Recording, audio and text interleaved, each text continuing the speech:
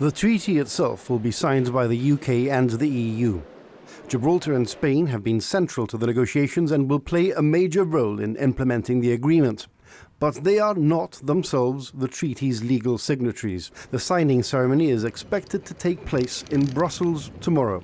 The UK's Europe Minister, Stephen Doughty, and European Commissioner Marcos Sefcovic are expected to sign, with the Chief Minister, Fabian Picardo, and Spain's Foreign Minister, José Manuel Álvarez, also attending. Attention in Gibraltar will also focus on the separate UK-Gibraltar Concordat, which has not yet been published. The document is intended to set out how Gibraltar's self-determination will be protected, while the UK retains constitutional responsibility for external affairs. The government has also said it will provide a mechanism through which the people of Gibraltar could ultimately decide by referendum whether the agreement should be brought to an end. On Wednesday, the treaty begins provisional implementation. Gibraltar's own implementation laws will also come into force, including the new transaction tax and revised customs arrangements. At the frontier, the most visible change should be the removal of routine passport checks.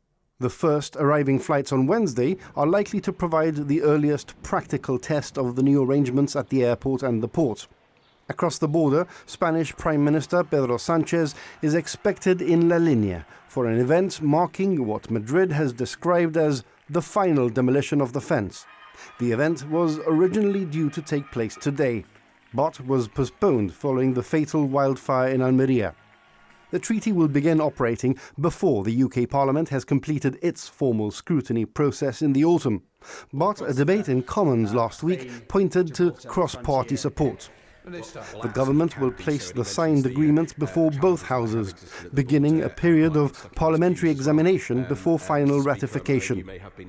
The European Parliament must also give its consent later this year. So, while Wednesday marks the beginning of implementation, it is not the end of the legal process. By the end of the week, the political ceremonies are likely to have given way to the practical realities of border crossings, airport checks, freight, taxation, and cross-border cooperation.